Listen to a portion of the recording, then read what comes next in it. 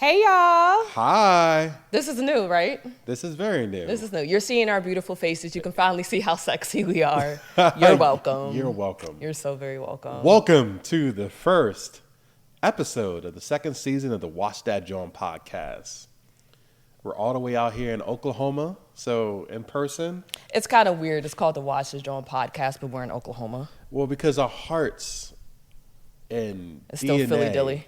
is established. I mean, I'm still Philly Dilly. I don't know about you. First off, you a country boy. You do not live in Philadelphia. I live 10 minutes outside of Philly. Don't play with me. 10 minutes outside of Philly is like saying someone from Bristol is from Philly. No, it's not. Yes, it It's is. absolutely not. Bristol is 10 minutes outside of Philly. You're a Bristol. Anyway, yes, we are in Oklahoma, and James is. Do you want people to know this your home? This is my house. Yeah, you know All this right, is my all house. right. People Look might at this run brick. up. Look at this fireplace. I work hard for this. Well, all right, yeah, we're in James's lovely home. We actually came because today is our producer's birthday. Hey, the real DQ. Big ups to the boy. Big ups to the man turning 32. You know what I mean? Yeah.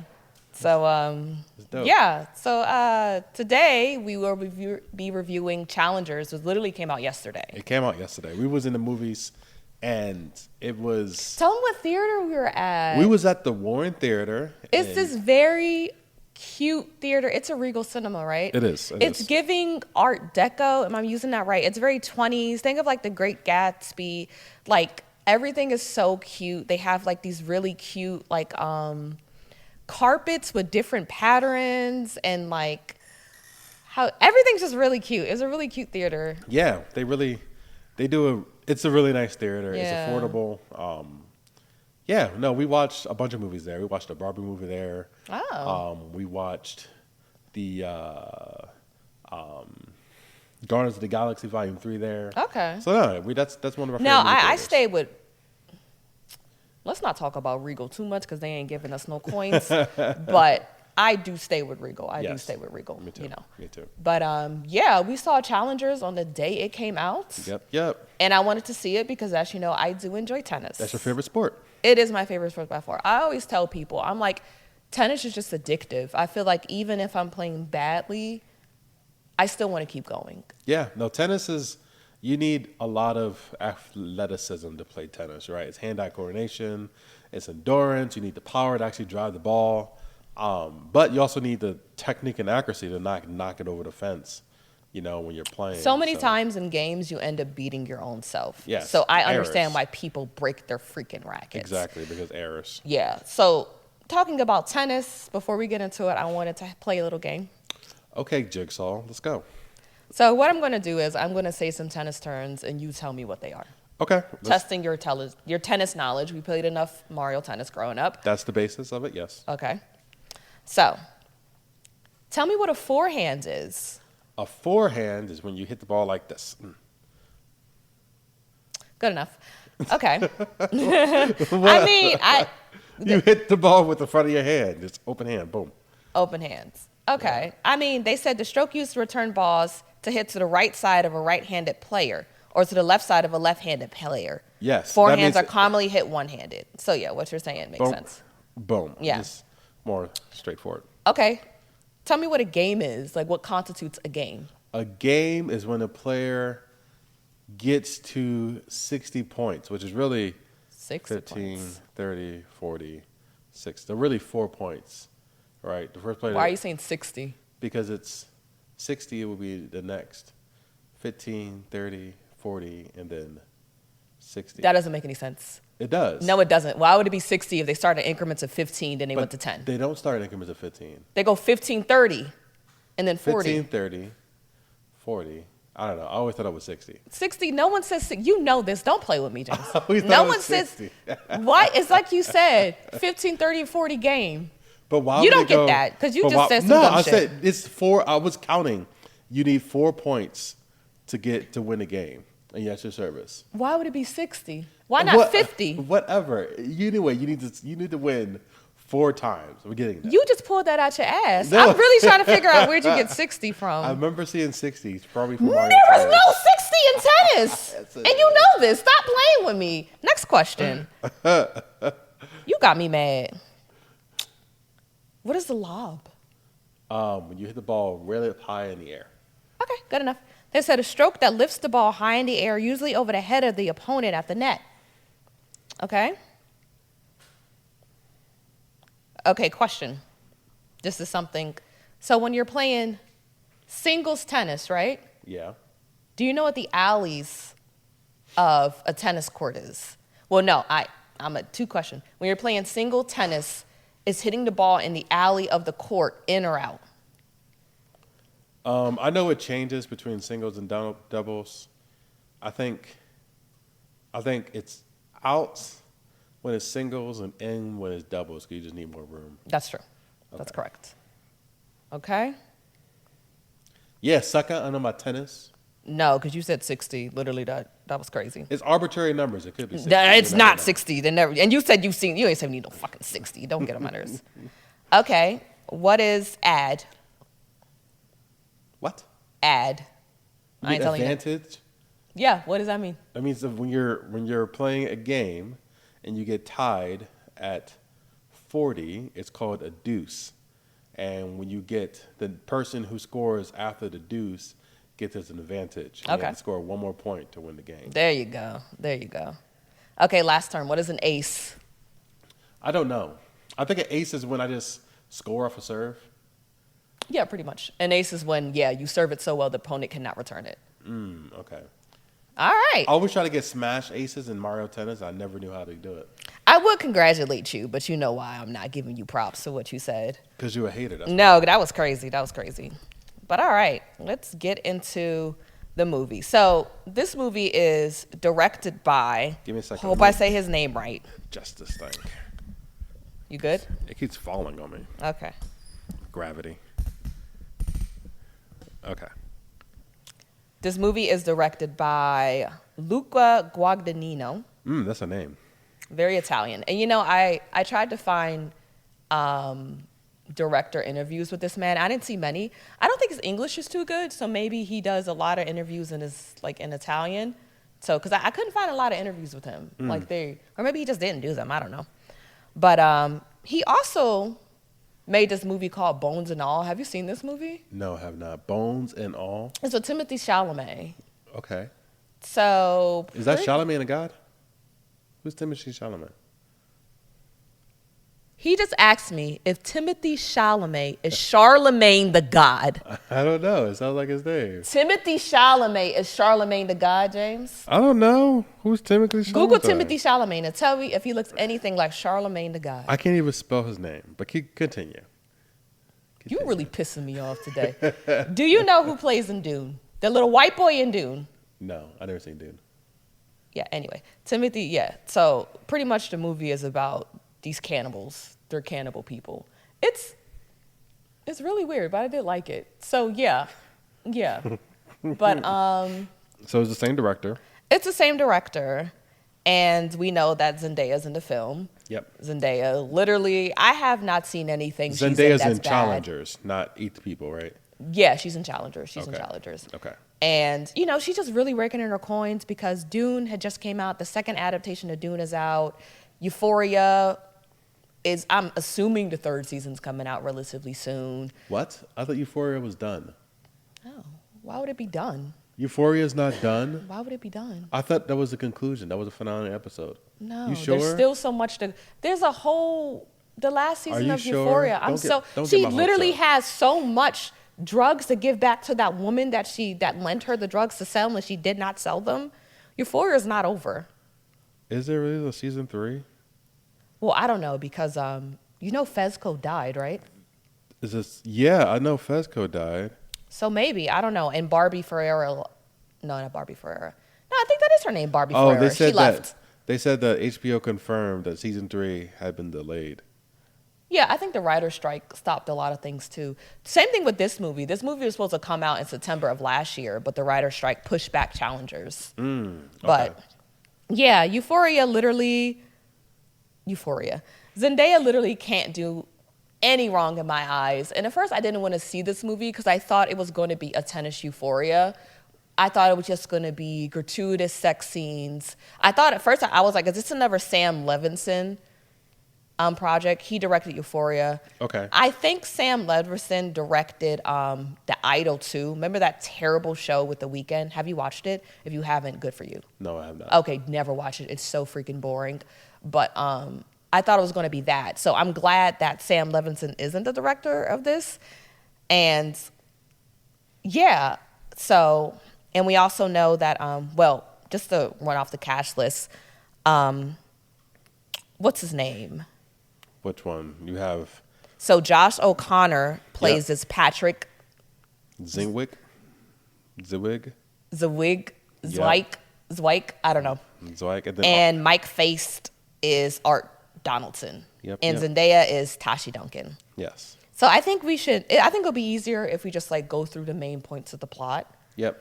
Because basically, the main point of the plot is Well, I mean like the main points, like each point of the plot, and then we talk about it. Like a brief rundown of like what happens. so not an overall synopsis. No, just- like a brief rundown of every part that happens in the movie. And then That's kind of hard to remember. I have it right here. Okay. Yeah. So, yeah, so the movie first starts off pretty much with Tashi and Art together. And we can see that they are married. And we know that Tashi is Art's Coach. coach. And they play tennis. No, that actually isn't how the movie starts. The movie starts, and I think that says a lot. The movie starts with Art and Patrick. So Art and Patrick are, no, I was right. Anyway, yeah. So we know that. You see, you're struggling. Let's just talk about the main points because the movie goes back and forth in time, and that's why it's hard to try to correlate Yeah. what happened, right? So, okay, That's the very beginning. Okay, so in the very beginning, it starts off with Art, and so and I think that's actually really, that says something, that the movie begins with Patrick and with Art. yep. So Patrick and Art are in high school, about to go to college. They're playing in the Juniors U.S. Opens doubles tournament, and the tournament is getting it's the finals, the round that they're in, and they win. And when they Afterwards, they meet Tashi. Yep, but they win. But they celebrated very happily, and it was You could tell they're kinda telling. close. Yeah, you could tell that they're You very could tell close. they're very close, and that's one thing that I like about this movie. It is a love triangle, but the love between Patrick and Art is really strong. Yep, I agree. And I think that is a really nice point of the film. But yes, you're right. So they win the junior doubles title at the U.S. Open. Yes, And then they meet Tashi. Yep, they see Tashi's match, And Tashi Duncan is playing. I'm not exactly sure who she's playing. She's Yeah. not really an important character, But I want to talk about one thing that this movie wants you to know is that Tashi Duncan has a great ass. Because actually, no, I think the first time we see Tashi is like I said before, when she's married to Art, she comes out of the bathroom in this little sexy lingerie set and she's putting on lotion or something. You can see her wedding band. And the first thing you see is that ass. And when Art and Patrick meets Tashi, she walks in, she's wearing this white Adidas tennis dress. The wind blows, you can see a little bit of her ass, and they're like, this movie wants you to know that she got a great ass. But yeah, Tashi just kind of floats onto the court, and she's the darling of the tennis court. Yeah, she is of the junior tennis tournament, and she eats They do really good focused, basically close ups of her. Just all you see is Zendaya's character Tashi, right? Just That makes smacking the sense. ball back and forth. You know, in they're not dominant gonna fashion. you know, this movie is about tennis, but it's not a tennis movie. It's not have you ever seen that movie Battle of the Sexes? No. That's a good movie. Let me not even get to line to say what it's about, but that's a good movie. But this movie is about tennis, but it's not the main focus. And the actors will actually come to find out Mike Face, the person who plays Art, is actually a tennis player. But everyone else, you know, they had to work out and do a whole bunch of. Well, he taught himself tennis for the role. Well, no, Art played tennis before the role, I think. Okay. Yeah. Well, Mike face played tennis before the role. Okay. Everyone else, you know, he had to work out too. You know, had to get in shape, but everyone else, I think it was fairly new to them. Mm-hmm. So, yeah. And you could tell that on the screen. He seemed like the most natural player. They also showed. It's weird. He didn't seem like that to me. It seemed like it. Maybe I'm not remembering correctly, but to me, I was surprised that Art was the tennis player. Well, that Mike was the tennis player and not Josh, but I guess how the way they framed the movie always as Patrick being the better tennis player is why I believe that Josh was a tennis player and not Mike, if that makes sense.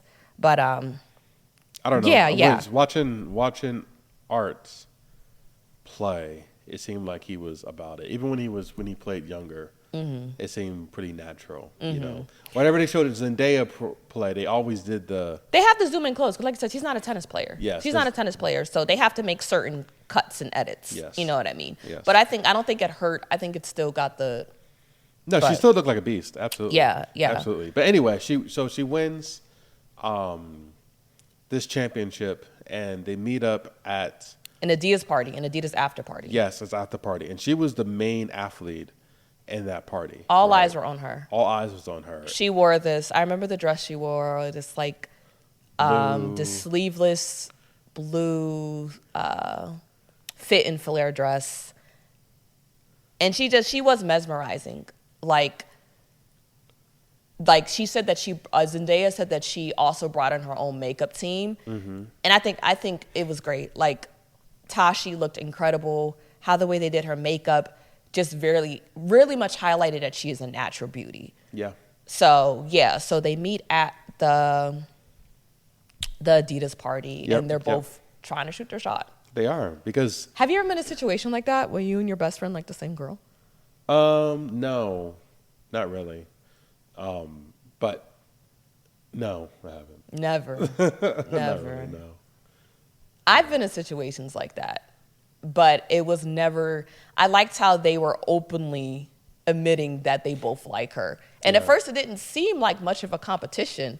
It kind of just seemed like a competition, but it wasn't something where it's like they were mostly trying to just get her attention. Yeah, but it didn't. Zendaya said it in an interview. She said, you know, when you meet them as kids, it's very pure. No one's jaded. Yeah. They just seemed like kids. And it wasn't just kind of like, oh, I'm going to get her, and I hate you that you like her too. Just kind of like, hey, if you get her, you get her. If you don't, I can get her. There was no sort of like malice there, you know? But we are going to take a short break, and we'll be right back. And we are back. Yeah, so where did we leave off? We left off with the beginning of where Tashi, Art, and Patrick meet each other. I want to talk about the beach conversation they had. Okay. Because I feel like this really sets the tone with how Tashi thinks about both of the boys. Yeah, so the beach conversation happens when, after the party, Art and Patrick, they decide, hey, let's go home. We can catch up with her later. But they quickly change their mind and wait for her to kind of finish. And they invite her down to the beach to go smoke. So they walk past. It's always insane to me when like athletes, like pro athletes, smoke. Yeah, it's a stress reliever. I've never smoked before, so that's probably why I don't understand it. Because I'm like, I can't even eat hot Cheetos and do a workout. No, I can't imagine smoking and then going to work out. No, it sounds kind of crazy. But I don't think they do it before the matches, but it's a stress relief. But anyway, your beach. Huh? The beach. Oh, I thought you said capiche. I was like, okay. So, so they're all at the beach talking, and you can see that Tashi is kind of turned off by the things that that Pat is saying to her. Because Pat asks her pretty much, why are you going to Stanford? You're good enough to go pro. Yeah. And with Tashi, she says something along the lines of, she wants a backup plan. She wants a backup plan. She wants to be good at something other than just hitting a ball with a racket. Yep. She's like, you know, they offer classes too, right? And I was like, so does man. Like, also, she's going to Stanford. She's going to fucking Stanford. Like, come on, like this. But it is Stanford. You're right. I will absolutely go because it is Stanford. Yes. But I'm like, when you're that good, if you were a pro athlete, You literally, would you still invest in your education? I feel like I would do it afterwards. I will take financial literacy and maybe a few things, but I feel like I will do that afterwards. Maybe when maybe when I retire, I'll go to school. Cause I'm like, I go to school for money. Well, I guess. And I like to learn, but. Yeah, I guess, right? Because it depends. Because, Kobe and LeBron and the Shaq come out too before? Shaq with the LSU. The Shaq White with- Howard came from high school. Okay. So there's They has said been, LeBron dropped out when he was in 3rd grade and then went back. and went back to high school. Went back to school, not even high school. to school, He wow. dropped out in 3rd grade. Wow. Yeah. But no, I think if I was that good, if I was LeBron James good, I probably would go Or to the Tashi league Duncan's good. and get my bag. But tennis is different, right? Because tennis, even when you're quote unquote professional, you still have to be ranked in tiers. Versus the NBA, you come out, you get drafted, you're in the squad. Like if you make the team and that's it. You don't have to start making moves. Like to start, you have to work your way up, but you You compete need against sponsorships. Yes, but you're competing against a dozen people. You know what I mean? I guess a And dozen people every win and versus- every loss counts against you. Exactly. And Like your individually. USTA rating goes up and it goes down based on that. Exactly. So I think the risk of being underprepared Yeah. coming out of high school for tennis is greater. It's grandeur. It's It is. grandeur. Because I feel like, moving forward in the movie, that's exactly what happened to Patrick. Right? That is. It's- And Patrick, I actually have a line what he says.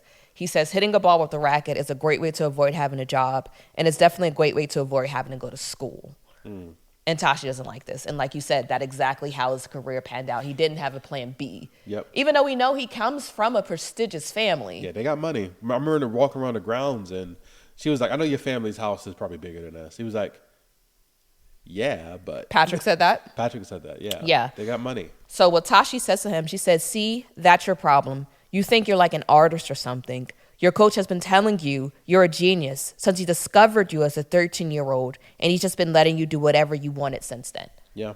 And I think this really, like I said, it sets up where Tashi has kind of a more contemptuous, or maybe just like what's the word?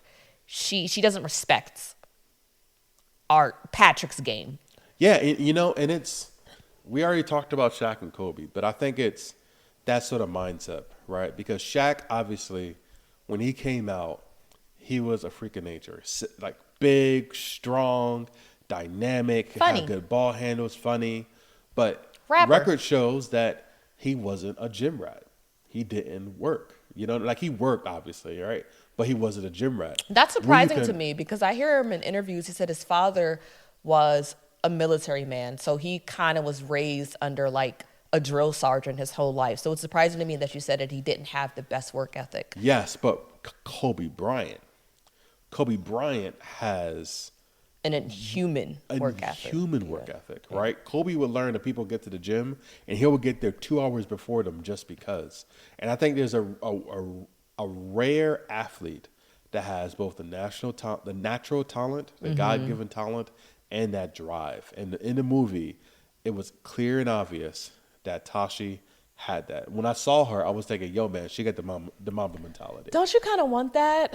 It's like with Tashi. I want to be like Tashi, but at the same time, I don't want to be like Tashi. Like to be so passionate about something, It takes to really live for it. But it's also like to be that's all that you see your worth as. You let it consume you to a toxic level. Yes, but to be honest with you, there's sacrifices for greatness. And it's not just sports, right? It's people in the medical field, right, who want to be great. It's scientists, it's astronauts, it's, you need to sacrifice everything to be greatness. And that's why greatness is so rare and everyone can't do it, And I feel like even amongst the two boys, between Patrick and Art had the God-given talent, right? I mean, Patrick had a God-given talent. He was used to being the best, right? Whereas Art, he was good. He was always a very good player. He wasn't great, but he learned how to work and got better and he improved, Yeah. Remember the IMDb interview that we watched before? We watched it today. Yep. So there was an IMDb interview, guys, with Zendaya, Mike, and Josh. And Mike was talking about his character, Art. And he said something along the lines of, Art is the least talented tennis player out of the group. Out of the group, yep. And because of his insecurities, they're always in the driver's seat. Unconsciously, every decision he makes is fueled by those insecurities. Yep. And pretty much he's saying that he was drawn to Tashi, he was drawn to Pat because they had something that he didn't have, confidence. Yeah. And also kind of like this raw talent. Yeah. So yeah, I think art represents work hard, it pays off. Exactly. Hard work plays off. Yep. Yep, exactly. Pat represents you either got it or you don't. Tashi represents both of those things. I think Pat more so represents squandered talent. Yeah, but Right. a lot of people, he squanders that talent because it's so natural to him. Yes, He thinks he can coast off his talent alone. Yes, exactly. Yeah. Right. I remember when, this is weird, but I remember in 7th grade, one of my science teachers, he told my mom during a after school, like, parent teacher conference that he was like, yeah, man, James is smart and he's really ahead of the class. But I'm afraid if it's too easy for him, he'll give up and stop trying. Right. You were a lazy kid. Yeah, I was. Right. Because like you said, if the stuff isn't challenging, it's not hard.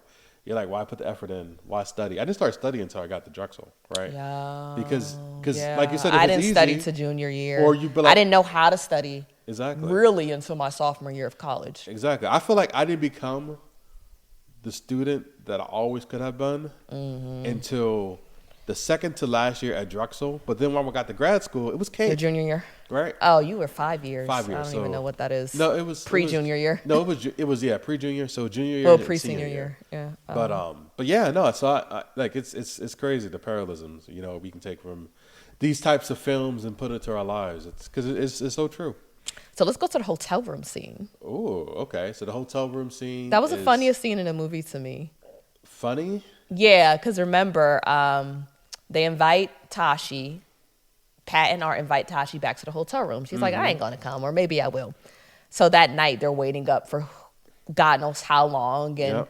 Pat's like, Art's like, she's not coming. And they're just kind of waiting. Then they hear a knock on the door, and they kind of freeze. they freak. And they're like, then they hear it again. And they get up, they put on their clothes, they start cleaning up rapidly because Tashi's at the door. Exactly. And it's just kind of, I think that moment was very sweet. It's like, a girl's coming over. This place can't look a mess. Exactly. Like, we have to look like we're not complete slobs. So let's hurry up and clean up. So I thought that was very funny. And this is my favorite scene in the movie. I think Zendaya is mesmerizing in this scene. Yeah, it's a very steamy scene too. So because first you don't know what's happening, right? You just know that Tashi comes to the room. But you feel the tension. You can feel the sexual tension building, and she's just talking to the guys, right? But she's asking them questions. Yeah, but she really knows how to play a teenager so well. Yeah, just like how bubbly she is too. Yeah, no, she had full control of the whole situation. That is, and I wrote that about her. What did I say somewhere in my notes? I said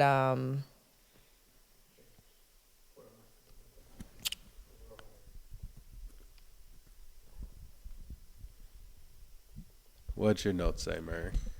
I don't know, whatever. But she is just like, I think I wrote that she is sweet but dangerous. Like she comes in Like a Sour Patch Kid. First she seems like a Sour Patch Kid, and I love Sour Patches. But first she comes in kind of like the girl next door, very she took her makeup off. She's she washed her hair, you can tell because it's curly, it's not straight anymore like it was at the Adidas party. She's in like her pajamas and she just comes over and she's very bubbly. She's sitting on the floor talking to them. And this is one thing that really also highlights Art and Pat's relationship. Remember when she pretty much asked them like what's going on between them, like have they ever did anything sexual? And do you remember the story that Pat told what happened to him and Art when they were 12? Yeah, he woke up and Who woke up? The blonde woke up. yeah, so I guess Art woke up and saw Pat was jerking off and he didn't know what he was doing. So Pat explained it to him and Showed him how to do it. Did you think the same thing I thought? Okay, he said, I showed him how to masturbate. And I'm like, did you think what I thought? That he actually manually did it for him. I'm like, did you show him on your dick or his dick? That's the first thing I thought. That's the first thing I thought. Exactly. I thought that too. And then he was like, oh, no, I kind of just showed him what to do. Yeah. Oh, whatever. You and your bros never did that before? No, because I'm not a weirdo. I can see two girls doing that easily, honestly. Yeah. It's like the boundaries that girls, the boundary lines that girls can cross without being put into the gay or bisexual category is a lot farther than men can. Yeah. It was weird, but I think there was like, if there were,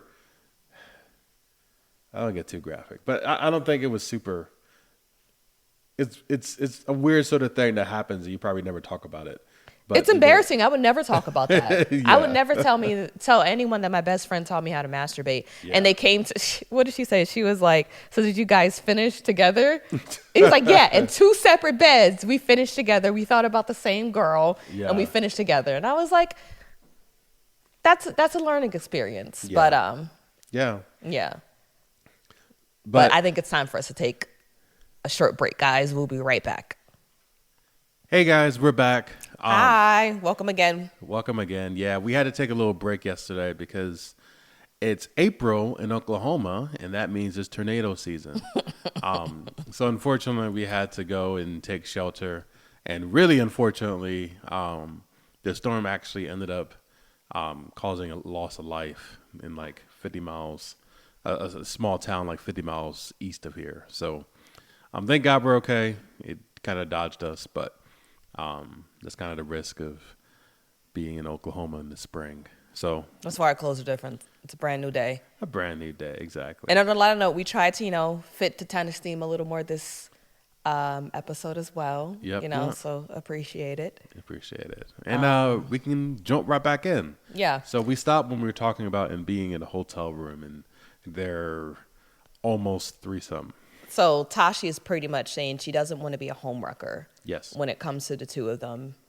She automatically can tell that their relationship is more than friendly. Yeah. It's more than even just being best buds. They're definitely, we know it about the masturbation scene. That was like, I feel like they definitely have some sexual history, and that was kind of like the beginning of that.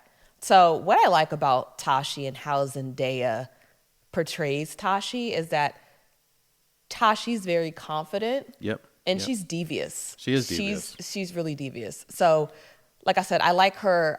This is my favorite scene in the movie. She, like I said, the boys were waiting for her to come.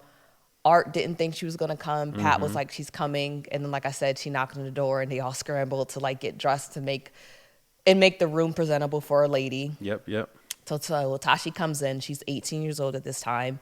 And Zendaya does a really good job of portraying an 18-year-old, She's sitting on the floor. They're talking. She's bubbly. She's smiling. She's laughing. Yeah. She really is magnetic. I can get why they like her.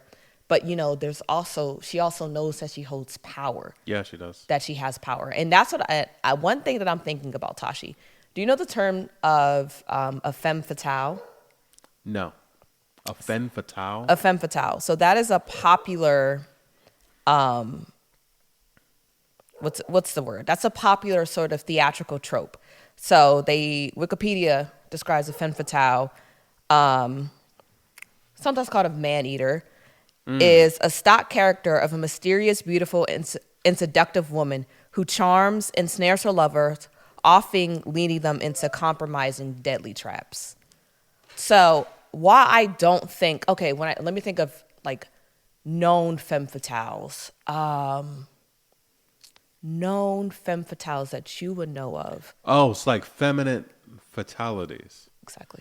But femme fatale doesn't always have to mean death too. A character can be a femme fatale and not be fatal or not cause fatality to the protagonist. I think, who isn't known femme fatale? Every character I ever known is going out of my head. But I think of Zendaya as this kind of character in a sense because she used her feminine charm and her beauty Yeah. to manipulate situations and to get what she wants. And in this situation, you know, she comes in, she's still 18. Like I said, she's very sweet, she's very bubbly, but there's a switch that happens. And Yeah. she kind of notices the power that she has over these two boys, and she uses that. So what do you think she really wants? I kind of struggle with that most of the movie. Is what do you think, at least in that scene? In that scene, what do you think she wants? What does she want? I think she just wants to have fun. Yeah. I think it's kind of like, I know these dudes want me. Let me have fun. Yeah. So we know that in this scene, like my favorite scene, you know, they're talking. She's like, okay, these dudes are really into me. And she just gets up and she sits on the bed. And they're still sitting on the floor. And she's just like, come here. And first they kind of look at each other. It's hilarious They're because like, Pat "Ooh." and Art look at each other. Pat doesn't think twice. He gets up immediately and sit next to her. And Art's like, oh shit, I'm gonna sit next to her too. And then, you know, she looks at both of them. And who does she kiss first? Do you remember? I think she kissed Art first. She kisses Art first, Yeah. which to me says a lot because we already knew that she respects Art more from Mm-hmm. the conversation they had on the beach. Yep. So her initial interest seems to lie with Art. So she's kissing Art first. Pat's just kind of there, like a dog drooling, waiting for his turn. Yeah. And she turns around, and then she kisses Pat. And this one I knew this bitch is eating. Then she waits, and she just does this. She just flips her hair back, and they both kiss her on her neck. It was just like, it's such a power move. That's why I said the switch happened there. Yeah. Where she's charming. You know how sometimes when a girl wants a guy to like her, she laughs at their jokes. She's smiling. She's bubbly. That's all she was when she was sitting on the floor with them. Yeah. But then me, she's like, you know, she knows her power. So they start kissing her neck. And then she holds their faces. They're all very close to each other. She kisses one. She kisses the other. She kisses one. She kisses the other. Basically, they're all kissing her, both of them. Mm-hmm. She backs away pretty soon. The two of them are kissing each other. Patrick and Art are kissing each other. And you see her face, smug as shit. She's like, I knew you guys were gay. Yeah. And I just wanted to prove it. Yeah. I knew it. Or even more, I can get y'all to do what the fuck I want y'all to do. Yeah. No, I agree because yeah.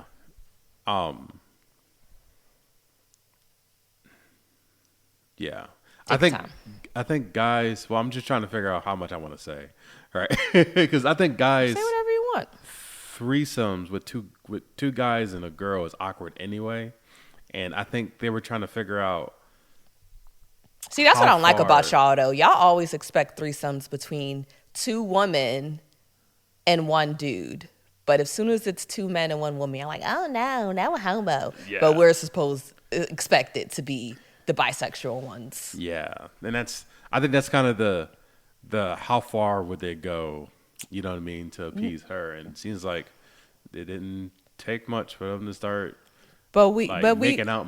it didn't take much at all because I feel like that was not their first time. I think they are both bisexual men. Yeah, I didn't consider that. But yeah, you're right. She sat there and she liked it. And then she was like, okay, I proved my point. I got to She go. dipped. It's getting late. She dipped out. And when she first said, I don't want to be a homeworker on the beach, I thought she meant like, you guys are doubles partners. I don't want to come between this. But I think it's a double entendre too. You know Why what I is it mean? that? Meaning that I don't want to be a homeworker because I know you guys are romantically invested in each other too.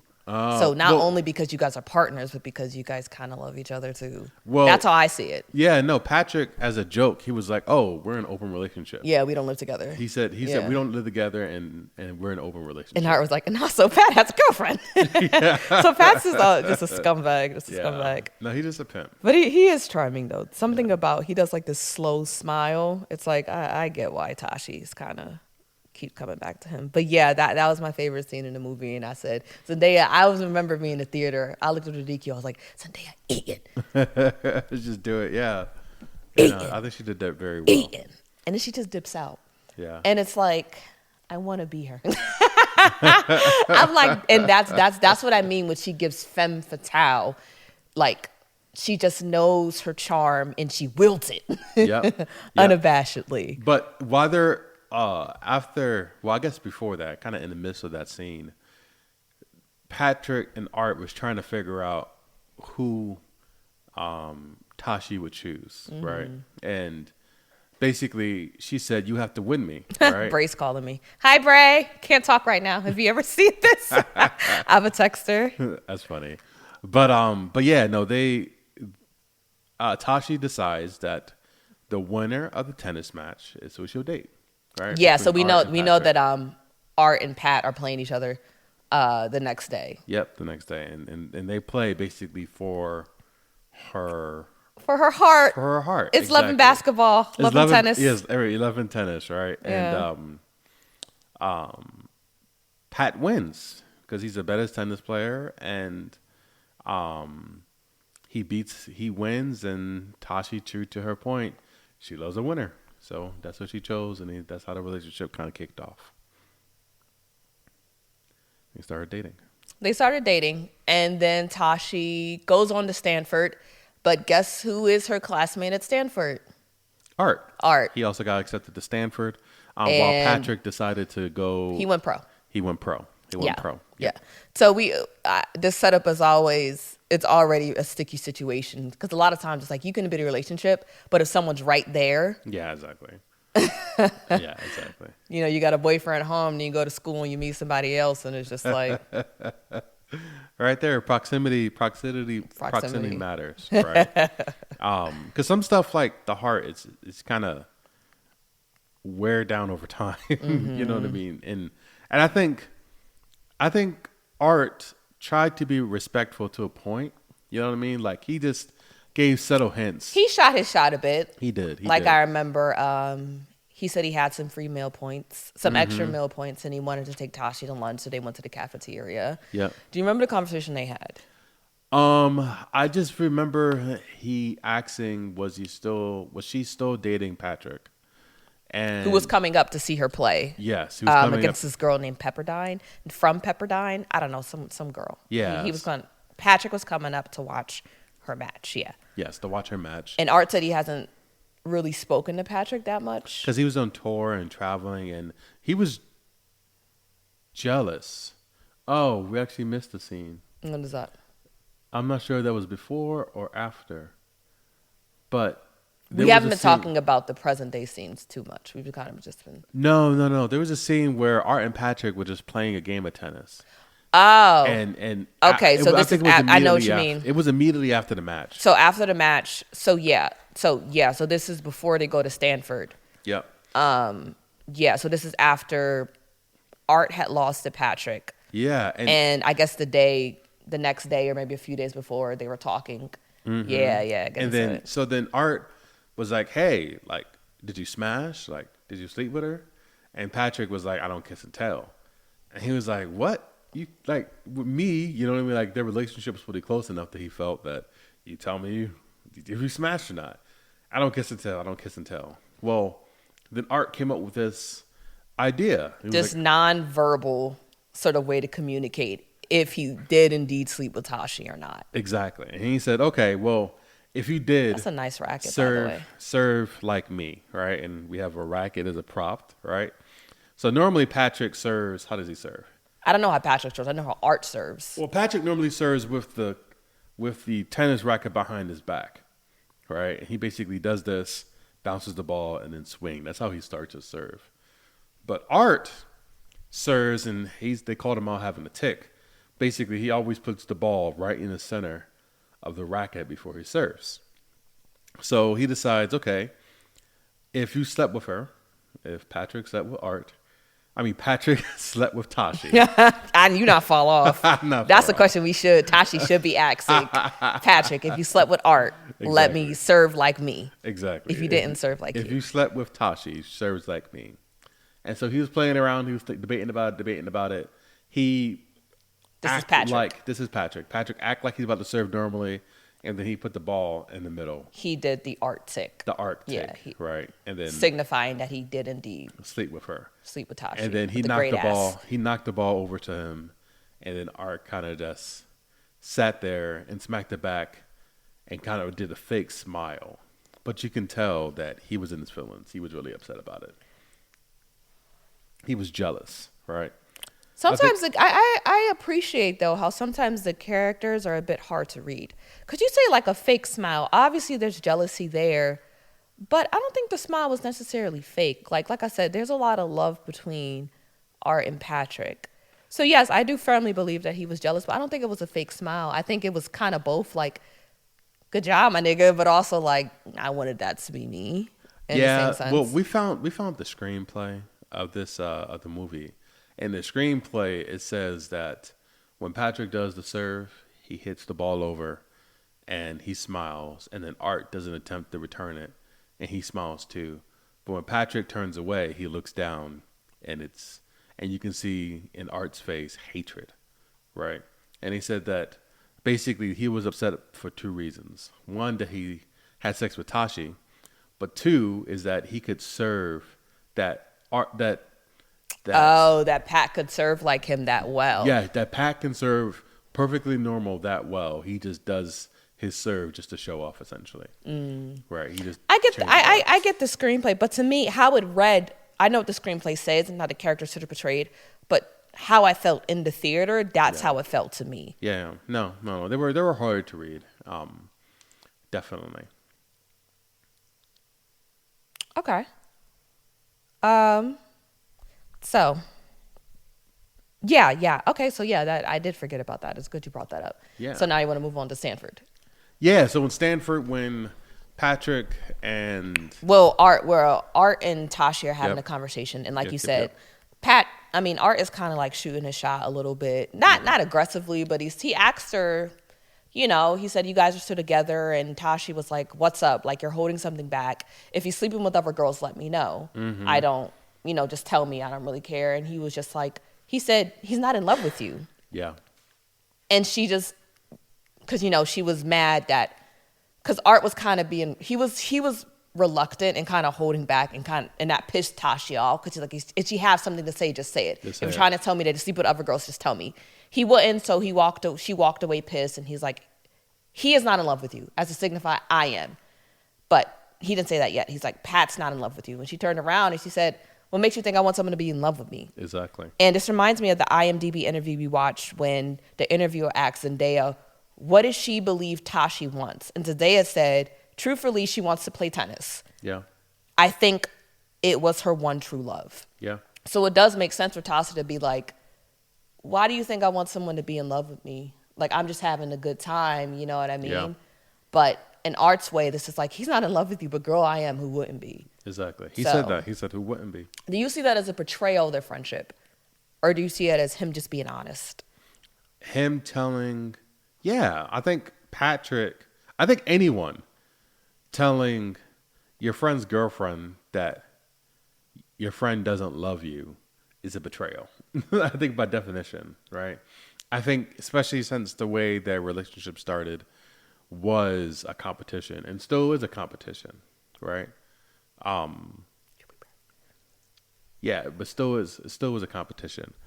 And that shows itself evident later on when Patrick actually shows up to the school. Yeah, he shows up to support Tashi. Yes. Okay, and we can get to that after the break. Okay, we got the first guest on the Watch That Joint podcast. It's Sasha the dog. Yeah. Such a pretty girl. So yeah, she's going to join us. Hopefully she won't be too much of a distraction. But even if she is, look at this face. Look at the face. Look at this face. I'm the dog. But you saying that Art bringing up the fact to Tashi that Pat didn't love her, you said that is a betrayal. Absolutely, yeah. You don't believe all is fair in love and war? Well, no, not really. Right? Because think about it.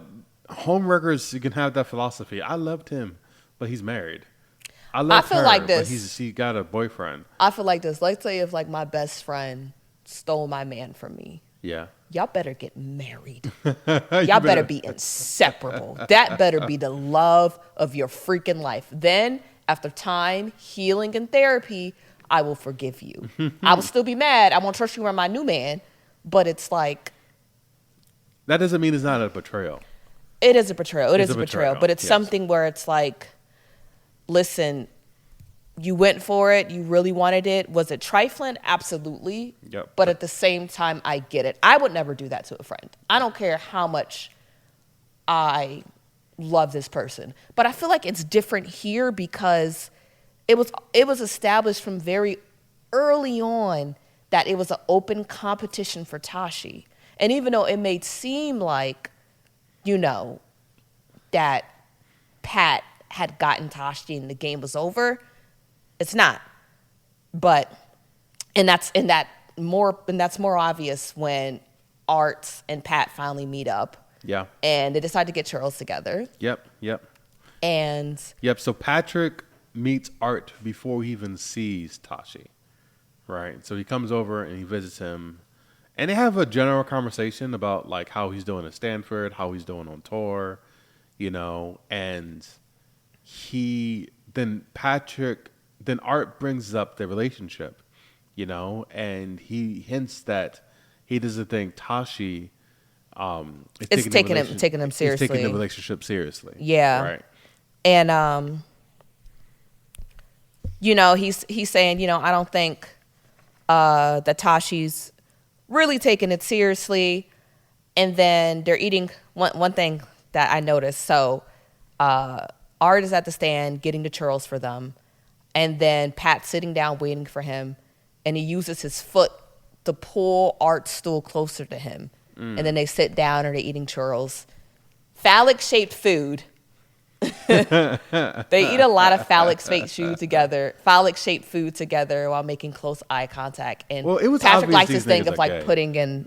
He likes getting close to people's faces. He's a close talker. But this whole thing, it was weird. It's like, man, like there was a lot of love there too, even though they're talking about Tashi, and Pat says something, you know, pretty much Art is saying, I would never do anything to get between you and Tashi. And Pat said, I know it's not your style. You're playing 100%. You're playing percentage tennis, waiting for me to fuck up.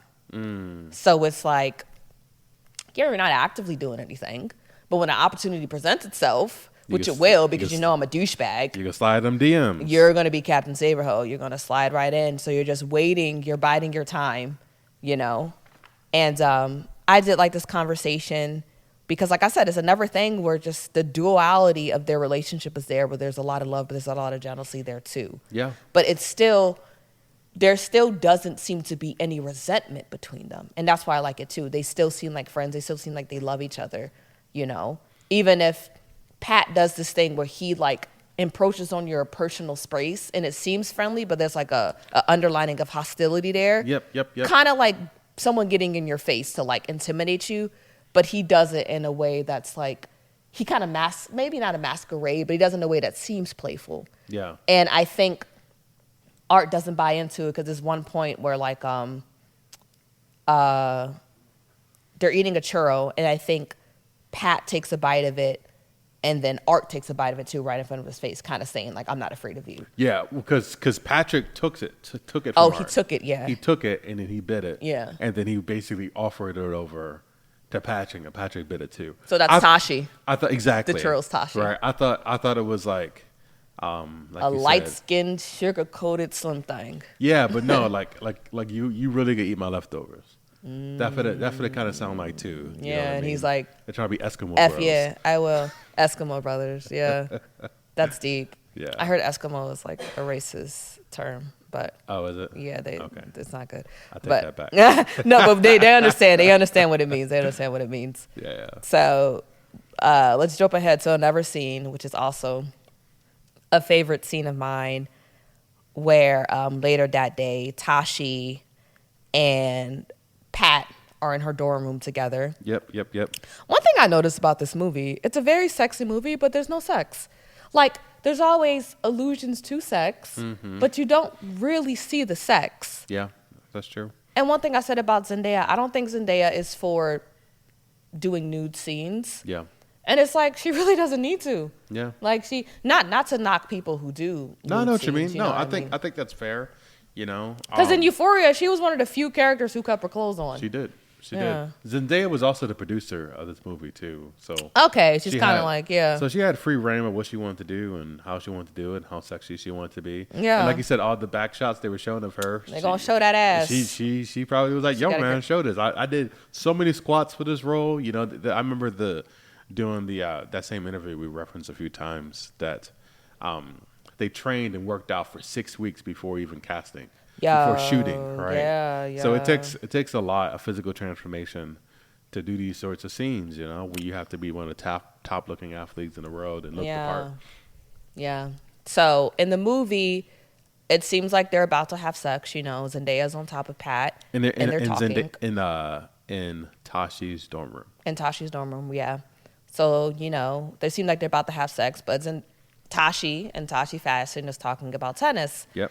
And I don't know how the conversation came up, but I guess Patrick, I forget how it comes up, but I think Patrick tells Tashi pretty much that, you know, Art still wants you.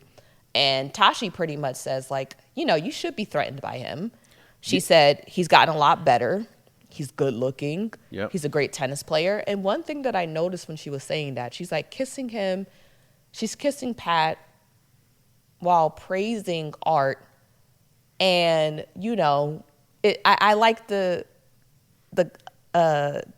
what they did there, because, like, you know, she's kissing him, so he's like moaning, but she's also talking about Art to him and he's moaning. So it's kind of like, for me, it's like, is her saying Art's good looking, Art's this, while kissing you, kind of a turn on for Pat too? You know, you never really know. Yeah. But yeah. So you know, Is the conversation started because she was trying to give him pointers. She was like, "Oh, you know, I saw your last match, and you could have won if you played seriously. Mm-hmm. You know what I mean? You could have won if you actually tried and didn't give up." And then that's when she started talking about Art, how he has a don't give up attitude. and Patrick said something along the lines of, "Are the two of us still playing for your number? I thought I won." And Tashi said, "You always think you've won before the match is over." Yes. And then Pat just looks at him. And then this is from the screenplay, so it might be different from the movie. Patashi says, "You have all this experience visualizing victory, but none visualizing defeat. The moment the match starts slipping away from you, you decide you'd rather just throw it on your own terms than to accept that you might get beaten by a guy who you know isn't as nearly as talented as you are." Yep. Yep. So, and that really says a lot, because I know for me, of course, I do not play professional tennis on any level, but it's kind of like, if I'm playing someone, I realize I play like the person I'm playing against. If I'm playing someone who's better than me, I play better. If I play someone who's not as good as me, I play worse. And the person who's worse than me ends up winning because I take my foot off the gas. Yep. And I feel like Pat does this thing where he has this arrogance, but so he doesn't play to his full potential. He does things to barely get by because he feels like he doesn't need to. Yep. Then it's like, oh, snaps, I can't coast on this anymore. Well, I don't feel like trying hard or accepting the fact that I could have won if I actually played, so I'm just going to throw it away and not try. Then I could say I didn't really care anyway. You know what I mean? So the NFL draft just happened this past weekend, and there was an interview with Nick Sirianni, who's the head coach of the Eagles, Go Birds, and he does a Nick Sirianni? Nick Sirianni, yes. I'm thinking about Nick Nurse. Yes, Nick Nurse is the Sixers. I didn't realize they both were Knicks'. Yeah, I Knicks was like- until now. Anyway, Need some water. so Nick Sirianni, during his recruiting process, he does competitive games with the basically people the Eagles fly in. So he'll play rock, They're paper, called exhibition games. No. In tennis. Well, I'm saying for the NFL, right? The coach. I know, Nick- but what you're saying sounds like an exhibition match in tennis. Like, it seems like the same, where you kind of play games that don't mean anything, just to, like, you play games against other people, but it's not counting against. Yes, but Nick Sirianni plays it like rock, paper, scissors, shoot, or he'll do like a shooting competition. Like they play horse with these people they're thinking about bringing. Oh, to the they're not team. playing football. No, they're not playing football. Oh, never mind. That's something different. He's doing these games to see how competitive they are, to see what happens when they lose. Are they upset? Do, like you just said, like Patrick says, do they just kind of wave it off and say they didn't really try? Do they let him win? What type of competitive nature he is? Because he wants guys who competes at every level, right? And I feel like that makes the same with Tashi's standpoint, right? Is that you need to be able to compete regardless of who's in front of you, regardless of who's across the net. Exactly. Regardless of who's blocking you on the court. You know, you need to bring your best self forward. And I think Yeah, that's what it reminded me of. Yeah. So, and one thing that she says, Pat's like, "Are we still talking about tennis?" When she says, "You always think the match is over, that you've won," and she's like, "I'm always talking about tennis." So yeah, she's trying to give him points, and Patrick doesn't want to hear it. He's like, essentially, you're not my coach. That like I'm not your fan. I don't walk around calling myself the Dunkinator. Yeah. Right. We are peers. And We are Tashi said equals. something. She's like, "If you're not interested in me fixing your game for free, then don't worry about it." And Patrick will say, "Why do you care so much?" And she says, "I'm dating you. It's embarrassing for me if you suck." Yeah. And I said, "I love her. I love her." She's like, "You're a reflection of me. Get Yes. your act together, because I'm not going to be playing a lose. I'm not going to be dating a loser." Exactly. So yeah, and he pretty much said like, "I am not a fan of yours. I am your peer, and you would treat me as such." Exactly. And Tashi said something along the lines of, she said, "I mean, what do you want from me? Or what do you think you need? A cheerleader, a fuck buddy, a girlfriend? There are a lot of girls who will be your girlfriend. You're talented. You're charming. You've got a big dick. Go be one of them." And she's just kind of like, I like how she's just her. Yeah. Unabashedly her. She's like, "Listen, if you want a girl who's going to cheer at your games and say, 'Go, Patrick, go,' and just not try to push you, like, she's the person who is drawn to excellence. She's drawn to people like her." DQ always says, date the person, be the person you'd want to date. Tashi is a competitor. She Yeah. likes people who are driven. She likes people who don't play around. Yep. So it's like, of course, if you're with her, she's going to try to bring you to her level. Yep. And that can be annoying, because it's like, I thought you liked me for me. I didn't ask you, to come in and try to transform me and make you your project. And it's like Tashi, you knew he wasn't that serious about tennis to begin with, but because he beat Art, maybe you thought he was. Yeah. But I think that he thought that they're just tennis players in a relationship, right? Whereas Tashi's mindset is, like, they thought that they was in a relationship who plays tennis. Where Tashi's mind is, I'm just dating you, but tennis is who I am. That's our identity, And yeah, they had a big fight, and they broke up essentially right then and there, where they mostly broke up right then and there, and he said he's not going to go to our match, and he storms off the room. So immediately after that, Tashi is playing her match, and against someone from Pepperdine. yes, I don't know. but Arch is there. Arc is there. Art. He's there, and he's watching, and he texts Patrick, "Hey, where you at?" And he said, "We had a big fight. I'm not coming." So Tashi goes in her mode, right? They do the same sort of close up where she's just basically eating and just like Playing excellent tennis. excellent. She's tennis. really giving it to her. But when she comes to approach the net, her knee gives out. Her knee gives out, and it was gruesome. Just watching, I was like, ugh, right? It just her knee gives out, and she's For a person with knee pain, I felt that. I was Yeah. like, eh. You know how Peter, when he falls, he's like, ah. When she cracked that knee, that was me. I was like, I get it. no, that pain was real. Yeah. right? And she was on the ground, and her coach ran to her, and then Art jumped over and ran over to her, and basically And guess who wasn't there? Patrick, right? And then when they brought her over to the training room, because the match had over, she couldn't continue. She had forfeited the match. She couldn't continue. Patrick, he does show up, and she tries to kick him out the room. She does And kick him then, out. and then She says, "Get out." He still stands there. And Where does then- I told you shirt? and then What I want to Art- get into. Yeah, but then Art goes and says, "Hey, get the F out." So Art had to go and actually kick him out the room, and I think that was the end of their relationship. And basically, Art chose Tashi over Patrick in that moment. But no, you're right. There was something subtle in the "I told you" shirt. The first time I seen it, it was just a gray T-shirt that says "I told you." Tashi was wearing it when she had lunch with Art Art in the cafeteria. in the cafeteria, and then later on, I even seen the director, Luca, wearing that shirt too. yeah, and later on, Patrick wore it too. Patrick was wearing it when he was outside the restaurant. Oh, outside the. Walking past the window. Okay, Patrick was wearing it when they were out. Okay, in the Applebee's scene. Okay, and also he was wearing it one more time when he was watching them just practice and hitting balls. around. So I think at some point it just shows that every character in the story has had egg in their face at one point. yeah, And you can say "I told you" to each and every one of those characters. Tashi, Pat told you that you were get bored with Art.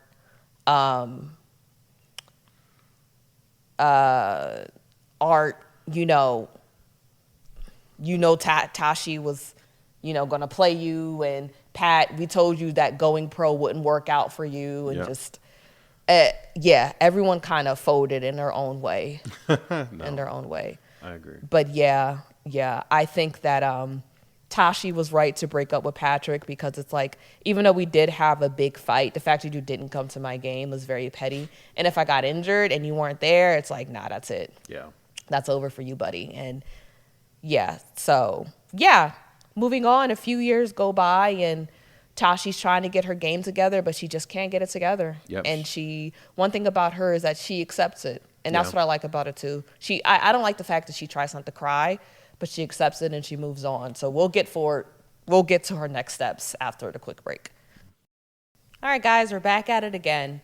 So where we left off, like I said, once Tashi realized that her career was over, she shifted really quickly, and that's when she decided to move forward. But I didn't like the fact how she didn't really allow herself time to really grieve Yeah. the loss of her career. Yeah. And I think if she would have done that, it would have helped her not try to live vicariously through Art later on when they got married. No, that's a good point. I think it's hard for athletes to transition because, when you see a professional athlete be in the league and they're about to retire, you just think about that portion of their life where they was in the spotlight.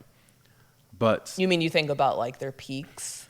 You don't- yes, yeah. but you don't think about the training, the tennis camps they had to go to, It's really weird now that the Warriors aren't the best team in the world anymore, because they literally were the best team for like 10 years, for so long. When you say that, that makes me think of like Klay Thompson. Okay. He didn't retire. He didn't retire, but I'm saying he's not at his peak anymore. Yeah. And like you said, we'd like to think of him at that peak. So at least for me, the transition has been kind of startling when I look at the Warriors and I'm like, wow, you guys aren't like killing the game anymore. That's really weird. They're not even in the playoffs. Yeah. They didn't make the playoffs. I was like, that blew my mind, because in 2016, I hated y'all because y'all keep beating the Celtics, the Cavaliers. Yep, yeah. yep. And I was a big LeBron fan. So yeah. No, but it's what I'm trying to get at is it's hard to stop something you dedicated literally your entire life to do something else and and accept it. Especially when it comes to Tashi, who literally, she made that her everything. She did. But so in the film, a few years or time, I'm not sure, I don't remember how long goes by, and Art and Tashi reconnect, and then they go have dinner at Applebee's. Applebee's. Do you remember when Applebee's used to look like that?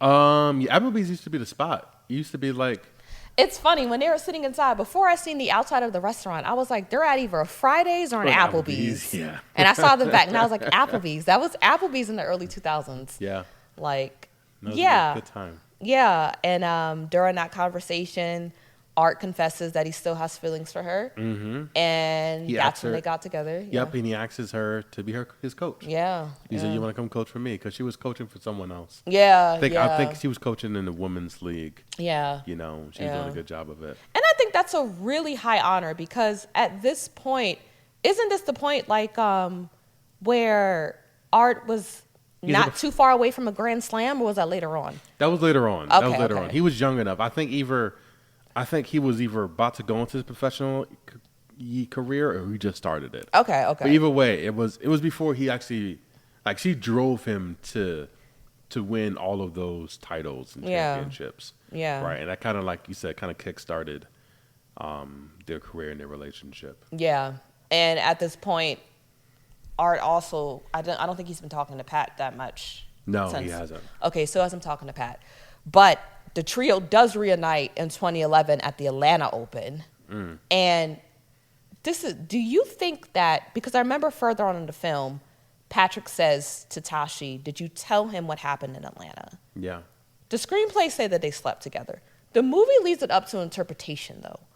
Because in Atlanta, remember that Tashi's sitting in like the hotel lobby having a drink or something. She's depressed. Why is she depressed? Because she's not a tennis player. But was Art struggling?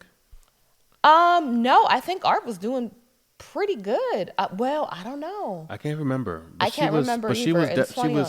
She was she- just drinking. I think she just wants to play tennis. She wants to play. Yeah, but Oh, she was depressed because the girl she played, who she broke the knee to, won like the From women's Pepperdine? U.S. Yep, For Pepperdine. She won like the U.S. Road Open for women's or whatever. U.S. Open. and I would be pissed. You could have beaten her. That Yes. should be you. Exactly. That should be you. Yes. Oh my god! Isn't it so annoying how your body fails you in clutch moments? Yeah, It's like, I don't know, when you're like doing a workout or something and all of a sudden you get a leg cramp. exactly. And it's like, or what? you try to get out of bed and your back hurt. You know, like just stuff like that. My you know. back doesn't hurt Your when I body, get out of your bed. body just failed you. Your you body know. seems to fail more. Or when you honestly. sneeze and it hurts your chest. That never happened to me. That- Either. I oh. think you should go to a doctor. But yeah, so in the movie, you know, she's kind of just sitting there in the hotel lobby, you know, like the little cafe at a hotel, the little restaurant, The at a little bar, hotel bar. And she just sees Pat just walking outside. And you know what shirt he's wearing? He's wearing the he is wearing the Ya. I Told You shirt. I told you shirt. So they come inside, they have a drink, and you know they're talking, and then we go to Art's perspective, and he's like walking, and he glances them he sees them at the table, they're holding hands, you know, but he turns around, they're gone. They're gone. So I think that kind of, you know, what Pat says, it seems like they obviously slept together. Yep. So I don't know if they did or if we're seeing it with Art's view, where he thinks he did, but they're not sure. Like, Yeah. I don't know if you know what I mean? Like, because like I said, he turned around, they were there. He turned back around, they were gone. Yeah. So I'm not sure if they're saying, yeah, because I read somewhere that they said that Tashi and Pat slept together and Art suspects they did. But it's kind of like, I don't know if the movie, it's more like, well, we don't know if they slept together. We just know that Art may think so. So I don't know if they slept together. Do you think they did? Yes, I do. Okay. All right, because they were making out before. They and did then- make out. We know that they made out. And then what I think, no, I'm kind of backtracking. Yeah. Because they made out, and if they saw Art see him, if they knew that Art saw them, They didn't know. In the film, they had no idea he was watching. And that Yeah. brief glimpse But that Art took and he turned around and they were gone. oh, because someone asked for the autograph. I think they went to go smash. But where else would they go? No, what I'm saying is, how do I say it? I don't think that what we saw was actually what Art saw. I think what we're seeing is Art's mind, if that makes sense. Like, I think we're seeing Art, Oh. like a visual interpretation of Art thinking they're sleeping together. You think his okay. Like, we're seeing his psyche, like they're doing something, but I don't know if that. Do you get what I'm saying? No, I do understand what you're saying. Yeah. You think that you saw Art's like visual representation of his fear that they're sleeping together? Yes, because that's what I mean. he was playing him. They were playing. They were together. both there. They were both at the Atlanta Yeah, Open. they were at the Atlanta Open, and he lost to him. Right? He never beat him. Art They beat never Patrick. played because the weather was bad. Remember they had I don't No, actually no. I don't know because they showed the scoreboard of Pat and Art together. Yep. And then the weather was really, really bad. So The I night don't know if the before. match got canceled and they never played, No. or I don't know if they played, Pat won, and maybe that's why Tashi might have slept with him. I don't know. I Yeah. don't know. Yeah. Yeah. What do you think? Do you I think think- you I think think- they played? I think they- I assumed the game was canceled. No, I thought that was the night before because No, remember the day of? It was the day of. Remember there was a scene. There was like it was a crazy storm and like the tents were flying everywhere and like the Yep. the The tournament tarp. was written in chalk on a green board. yep. You think that was the day before? I think so. I don't remember. You don't know? Okay, but I do like it. I do like the ambiguity of this film. It's kind of Yeah. like, yeah. So Even if they didn't sleep together, they might as well have. in my they might opinion. as well have. Yeah. in my opinion. Quick question: who would you choose if you were Tashi? I would choose tennis. That is the right answer. All right. One thing I wonder. Trying to catch me slipping. We know that Art and Tashi get married. They have a daughter named Lily. I wonder why she didn't like live vicariously through her daughter and just make her daughter's life hell. Did she love her daughter too much? I know her daughter was young. She looked like what, 3? Her daughter was maybe like 4 or 5, so she probably will. You think it's inevitable she's going to do that? Yeah, but she wants to win now. And She doesn't want to play the long game? Well, I think eventually she would change, but Art right now is her vehicle. Okay. You know what I mean? And that's how she can live vicariously through Art. Okay. So she drives him. And when he retires, maybe she'll find someone else to coach. Maybe, like you said, she start abusing her daughter. That's what most parents do. It is. You know, but normally it's like acting. Yeah, normally. Jeanette McCurdy's mom, you know. But, yeah, so let's go to the present day. So iCarly. Huh? iCarly. Yeah. But, yeah, let's go to the present day. So we know that in the presently, Tashi convinces Art to sign up for the Challengers in New Rochelle. Yep, and why They she do explained that? what the Challengers is. Do you remember what they said it was? I don't remember. So the Challengers is a tournament that is designed to have players compete for a spot in the qualifiers in the ATP Tour, which is the Association for Tennis Professionals Tour. You know what Zendaya said in So- that? Remember what Zendaya said in the IMDb interview about ATP? Oh yeah, that is also their Their acronyms. acronyms. Between Art, Tashi, Pat. Yes, Art, Tashi, Pat. So the Challengers Tournament is an opportunity for basically either low-level players or players that's not ranked really high or players who are out of their prime to go, and when they win, they get ranked in the top 128, and then they can qualify to play basically a qualifying match to get into the U.S. Open or British Open or whatever other. I don't think there is a ATP. British Open. There's a British Open. There's a French Open. I never heard of a British Open. Hey, Google, is there a British Open? On the website Britannica.com, they say, British Open, one of the world's 4 major golf tournaments, with the Masters tournament, Golf. the US Open, and the Professional Golfers Association Championship, and the oldest continually run championship in the sport. Okay, that makes sense why that's top of my mind. So the Yeah. British Open is golf. But yeah, so pretty much, yeah, she signs up for the Challengers because she wants him to get his mojo back. Mm-hmm. And guess who's also at the Challengers? You guessed it, Patrick. Patrick Is a bum. Is a bum. He's sleeping in his car. You know, he doesn't have enough money for a hotel room. He basically tries to charm his way into rooms by sleeping with random women and like Or get men. food or men. You know, he's struggling. But you know what I like. This may be off topic, but the costume designer from this film is Jonathan Anderson. He's a designer for the company Loewe. He also worked with Uniqlo, which is a very prominent brand in this movie. But one thing I noticed, it's just simple things. Like I noticed that Patrick in the Challengers match against Art, he has black socks. And it's just like, there's something about having black socks that make you seem poor. Like I remember yesterday. Whoa, Yeah, whoa, that's why I whoa. said you don't have white socks. Whoa. Professional I'm tennis wearing- players, you would not even just black socks, not like black sweat gym socks, the thick ones. That's exactly what I'm wearing right now. I know, that's son. why I asked you to change yesterday. Remember I said, do you have white socks? I do. Yeah. But I'm like, then I thought about it. You're Patrick. So you're the bum and I'm like, yeah. But I am all sorts of offended. white socks. But that's the socks of a tennis player. yeah. But it's So you just got the the little socks of details tennis player, but not the skills. I get it. that I got a leg cramp doing that. Remember we talk about how your body fails you in the most inopportune moments? But yeah, that's one thing that I like, the little details, you know. He was wearing like he was wearing shorts that didn't even look like tennis shorts. They look like regular He was plaid like print shorts. like you wear at Planet Fitness. Yes, that's how. He did not dress. He did not look like he was going to a Challengers tournament. yeah.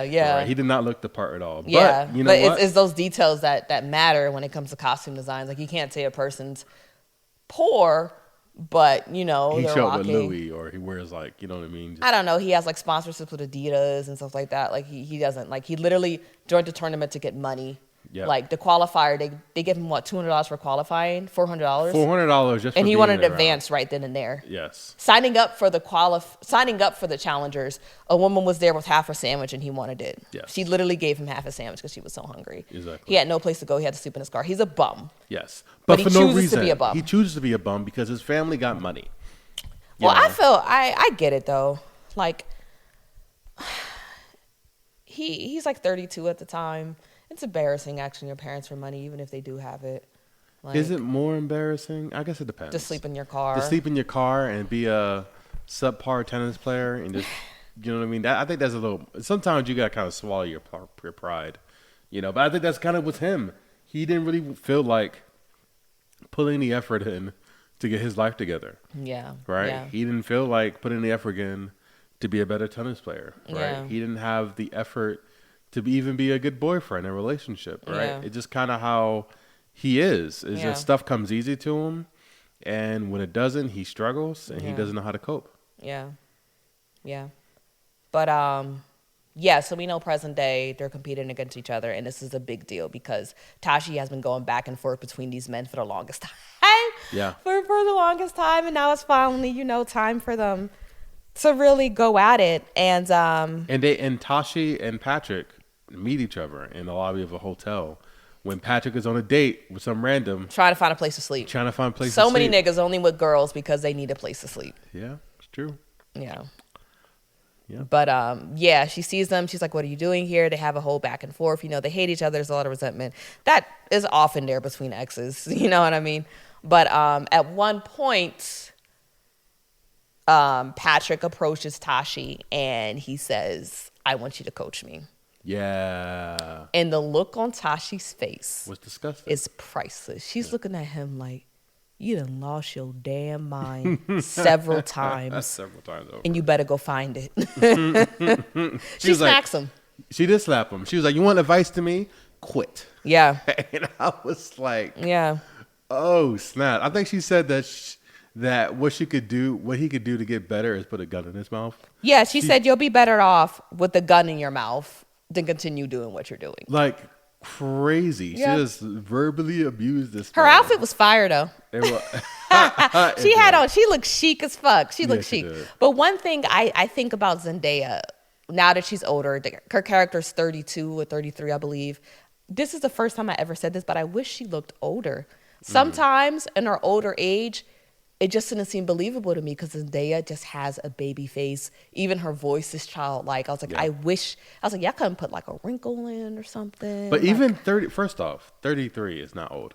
it's not Second, old, but I'm saying and- she doesn't look like that. She looks like she could be 16 to 21. Yes, but in in real my life mind. she's 27. She does not look She it. doesn't look it. Yeah. So she's It's a good thing, but I was kind of thrown a bit. I was like, are we supposed to believe that she is? Yeah, in but her even 30s? like that. And she's not even far from her 30s in real life. That's crazy, but she doesn't look like it. Exactly. But no, it is crazy because both Art and Patrick, while Josh O'Connor and Mike Feist are 32, 33. But they actually went through a transformation. When they were in college, they looked a heck of a lot younger than they did when they met up years later. And I think because they actually look like grown adults, you know what I mean? So they had to do more with their makeup and dye their hair and like shaving and everything to make it look like they're younger. But like you said, Zendaya didn't really look like she changed much, you know? Only thing she just changed her hairstyle a little bit, and she just wore different sorts of makeup and just to make herself look a little older. So, You want to take a break? yes. Welcome back, guys. So we left off talking about the conversation between Tashi and Pat, where Pat asks Tashi to be her coach, and she pretty much said, "Fuck off." Yep. But Patrick said something that stuck with me. Remember when she said that Patrick said that Tashi hated her husband, Art? Yeah, she accused him of hating him. He accused her of hating Art. Yeah. Yeah. And Tashi said, "Why would I hate my husband?" And he pretty much said, "I think you hate him because he's tired. I mean, for a guy like that to keep competing at the level you're demanding of him at 34, coming off of a surgery, it's exhausting. And you can feel him giving up already, even though you know he's not going to retire until you let him." She said he's a grown man. He can do whatever he wants. He never imagined his life would be this good. He never imagined you'd get this far. And you can tell that the only reason he's pushing himself to keep going after the injury is that he think he owes it to you. Yeah. And he does owe it to you. This is all he could do after you've done for him, is to keep his head down and win you guys one U.S. Open trophy to complete the collection. But you can tell he's doing it for you, and you find that absolutely infuriating. Yeah. So it's just back to the idea of Tashi wants someone like her, and Yeah. she cannot get that with either of these two men. Yeah, and it's hard, right? Because Art, he obviously is a good guy, and he's doing everything he can, like you said, because he feels obligation to his wife, who was a phenomenal tennis player, who got hurt before she reached her prime. And they have everything. They're rich, you know, they travel across That is the true. They come world. from two different backgrounds. Right. I mean, together, right? Together in their life that they built together, they're rich. Like they have Okay. banners that are in front of the Austin Martin. You know what I mean? Aston Martin cars. Aston Martin called Game Changers. And I remember there was a scene where She changed the ad. she changed the ad and made added it the plural. S and made it plural because it's more than just he's About not the him. only the Yeah. game changer. She's Yeah. game changers. Yeah. So it's always a struggle, right? When you live your life for someone else, right? On both sides of it. It's a struggle for him because, you know, he probably, like you said, didn't expect to get that far, and he was probably satisfied with having an average career and having her. Which my thing is, I don't think there's nothing wrong with that. Neither do I. Like people who, I understand people who want to strive to be better every day, but some people, I don't think everyone. If you're content when you are, be content where you Be are. content when People you say, are. "Oh, you should always be trying to better yourself," and I understand that. But if you're not a scumbag, if you're a good person, you're content with how the way things are. You're not hurting anyone. I don't think there's nothing wrong with that. You know, Neither do I. But once again, Zendaya is Tashi. Tashi. Tashi is a 1 in a million athlete. Yeah, You and know what like I mean? and and she has that drive that you have to win everything. yeah, and she didn't grow up with money like Art and Patrick did. No. So she's like, you are pissing this away. And she says that a few times. She says something like, I would kill to recover like you have after an injury to Exactly. Art. She So did say it's that. like, dog, like, if I were in your position, do you know what I would be doing right now? Yeah. And it infuriates her. But okay, so I don't know if it's the same day or so, but it's the night before the match between Patrick and Art at the Challengers in New Rochelle. Yep, the finals. Tashi and Art are getting ready for bed. And then before they're going to bed, Art comes to Tashi and he says, tell me it doesn't matter. Saying, tell me it doesn't matter if I win tomorrow. Yeah. And he pretty much just says, you know, he just wants to know. He said, I just want to know that you'll love me regardless of what happens. And she says, what am I, Jesus? Yeah. And he says, yeah. And he means it. And that says everything, like we said. She is the center of his world. Yeah. Like, everything he does is for her. He's doing this for her. You know what I mean? And she's just like, she tells him straight up. You know, he's like, he tells her, what did he tell her that she doesn't want to hear? He said, you're going to be really mad. Oh, that he's going to retire at the end of the year if he wins the U.S. Open or not. Or not. Yep. He said said he's he's tired. He's tired. He wants to hang out with his daughter. He doesn't want to be the dude who doesn't know when to quit. Yep. And be playing when 40s. Embarrassing. He's like, yo, I'm done. And that's why I think he is the most level-headed player out of all three of them. Yep. He's not toxically obsessed like Tashi. He's not an underachiever like Pat. He just is a person who loves tennis, but he's also focused on other things too. Exactly. You know? Like, we don't really see Tashi being much of a mother. She get that baby to her daughter Exactly. often. To her mom. Her mom all the time. Yeah, she get that baby to her mom often. You know what I mean? Yeah.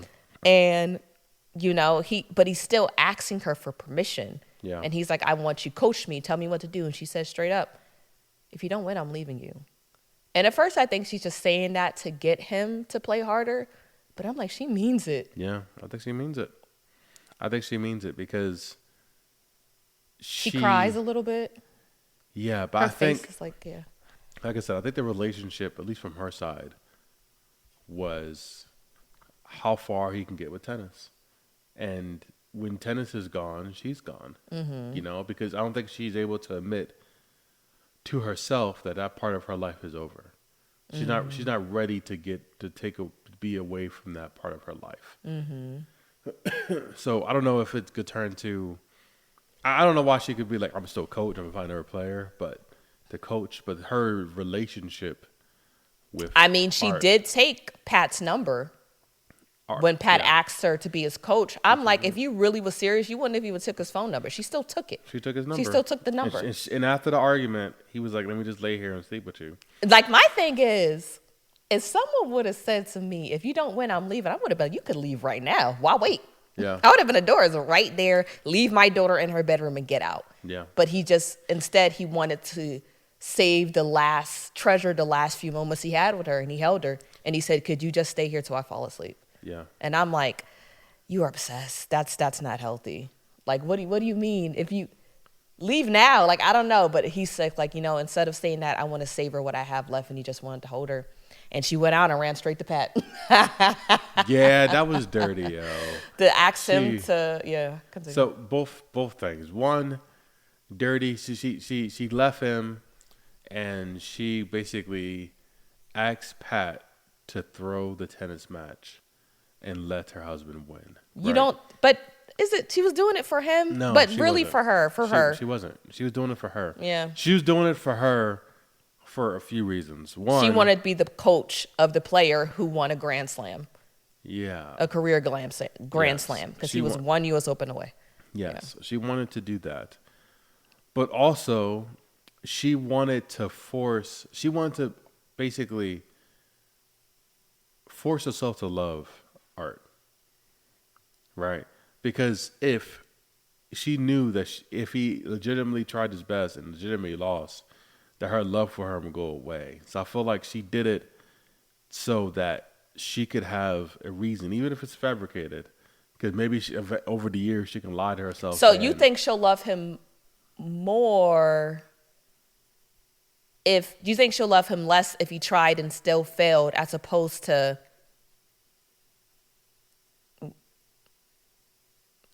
I think she's from a big picture, right? I guess when the macro, if he wins, he qualifies for the tournament. He gets his confidence up. He goes back. He can make a run for U.S. Open, and that's ultimately what she wants. But in the micro, I think in the back of her mind, she'll still be like, she'll still hate him. Even if you do get the confidence to go to U.S. Open, she'll still hate him because it's like, you only won because I set that up. Exactly. Because I slept my way to get you to the top. Exactly. But you're saying she would resent him more if she didn't ask Pat to throw the match and he still lost, trying his hardest. Because I think she wants him to try his hardest. She does. She does. And she said that too. She was like, don't like make it obvious you're losing or whatever.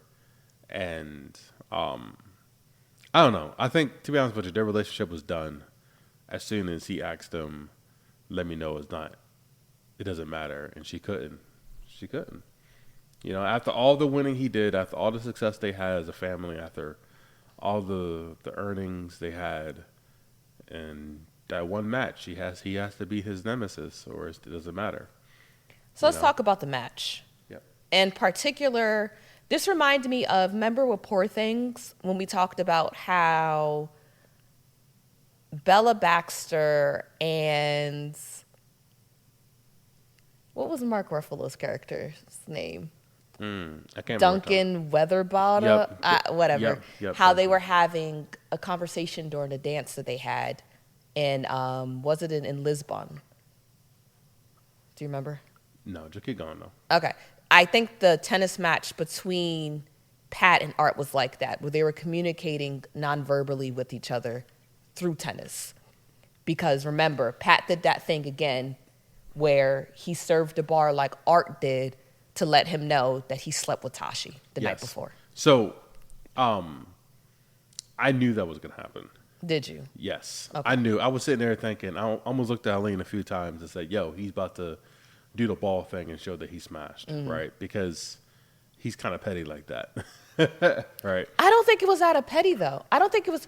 I don't think it was all the way out of pettiness. I think he was letting him know, Tashi ain't shit, bruh. You're doing all this from a woman who would never truly love or respect you. But I always loved you. Remember, before the match started, you know, when Pat and Art were in the sauna. In the sauna, yep. You know, and Art chewed him out, and he said, I came in here to wish you congratulations. Yeah. Even though he did have a posturing attitude, like he literally, like he said, had his dick out. Like, Yeah. it was just, it was kind of hot. But, Oh my God. but, you know, he said he was trying to make amends. Yeah. So I don't think it could have, it definitely could have been like, you know, him once again putting his dick on the table and like humiliating him. But I think it's also like, yo, these hoes ain't loyal. Yeah. Like, you're doing all of this. And there's also communication after Pat let Art know what happened. Pat served the ball and almost hit him in the face with it. Yep, he aimed right at him. And he yelled. He like yelled, you know what I mean? So they were definitely had a conversation. I think the conversation was, you know, Pat revealing what happened, Art reacting, them both kind of wanting to throw the game because they don't want to give Tashi the satisfaction of a good match. Yep. But them finally playing for themselves. Yeah. And Yep. they're playing like they did when they were teenagers. The Exactly. two of them playing for the love of tennis and only the love of tennis. Yeah. And the end conclusion of us not knowing who won. Exactly. Because there But was them embracing. there was a scene where when they were on the beach where Tashi was talking how she challenged Patrick and said that he doesn't know what tennis really means. He does, yeah, I She remember said that. that you think tennis is you playing like is like you're by yourself, you're playing with yourself, but really tennis is about a relationship, right? And she said that for 15 minutes or so when she was playing for the junior league's finals, right? She said that me and that player had a conversation and we're the only ones in the world. And that last match between Patrick and Art was just like that. And even on the beach scene, there was a moment where Patrick, where Art was like, "Hey, that scream you let out, right? When that She when that said, was come over." on! Like that Very scream. Serena Williams. She does that a lot. Yes, but that scream, she said, I never heard anything like that before. And was at the guttural. end of their back and forth, right, where Art went up to go and do the spike on doing a tiebreaker round, right? I don't know if he hit the ball. I don't know if he just didn't swing, but he went and he embraced. He fell into Pat's arms. He fell into Pat's arms. He jumped so far over the net to spike that ball that he jumped past the net, fell Yeah. into Art's side of the court, well, Patrick's side of the court, and they embraced each other. Yes. And you know what that reminds me of? Remember during, I think, we don't know if it's the first scene, I can't remember, but during the doubles match when they won Yep. at the juniors doubles tournament and they embraced each they other and fell embraced. to the ground. That's what Exactly. it reminds me of. And then what did Tashi say? She screamed. Come she on, let, she yeah. let that like, ah! Yeah, like, You know let's what I mean? go. Like, let's Yeah. freaking go. Because I remember she said in the hotel room, you know, she was just like, I just want to see some good tennis. Yeah. I want to see y'all. And that's all she ever wanted. Yeah. So I really like how the way the movie ended. I do like how it's on a cliffhanger. And this movie definitely is a watch that, John. It's a large bag of popcorn for me easily. What about you? No, I agree. I think it had all the elements of a sports movie, but it didn't go super deep that you had to know what tennis was to kind of follow it, you know. But it was a love triangle Yes. in the sense that everyone was really competing against each other except for Tashi. She was competing against herself. But no, I absolutely agree. It was a watch that, John. It was something that caught me off guard because you mentioned it. Yeah, I didn't think it would be good either. It was No. really good. You was like, oh, let's watch Challengers. I'm like, okay. Yeah. But no, it was a really good movie, and I had a lot of fun reviewing it. It makes me want to play tennis. Go play tennis, guys. Everyone should play tennis. It's a lot of fun. Thank you so much again for listening, for watching. Yes.